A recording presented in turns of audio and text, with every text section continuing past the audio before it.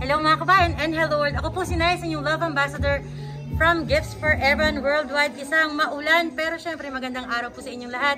Andito ako ngayon sa Tres Martires dahil susurprisahin natin ang ating birthday nanay na si Ma'am Mercedes Espina dahil po ang kanyang anak na si Ma'am Sheila Maranan, isa pong kababayan nating OFW na nasa Taiwan, ay gusto kang batiin ng happy birthday! Kaya naman Ma'am Mercedes, nandito na po ang team ng Gifts for Everyone para ihatid ang mga sorpresang naghahanda at pinag-effortan ng inyong anak to celebrate your special day. Ano po ba yung mga dala naming regalo para kay Ma'am Mercedes? Eto na nga, lapit kayo mga kabayan, pakita ko sa inyo.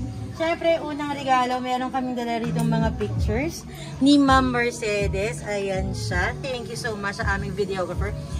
Para makita nyo yung mga hinandang pictures para po sa inyo. Bukod po dyan, may dala kaming chocolates, birthday cake from Red Ribbon, may mensahe po ng pagmamahal dyan po sa inyong greeting card, at syempre yung pinakabongga sa lahat, bouquet ng money at flowers na ang laman ay hindi ko na po i-disclose, ibubulong ko na lang sa inyo Ma'am Mercedes. Pero syempre, dahil alam ko naman na mapapasaya ka namin, sisimulan muna namin ang pagsusurpresa sa'yo ng isang prank. Ano yung ating prank? Ako po ay kaibigan ni Ma'am Sheila sa Taiwan at kauuwi ko lang kahapon. Tumayo ako dito sa 13 para ihatid yung pinasabay na order na foam bed ni Sheila para kay Ma'am Mercedes.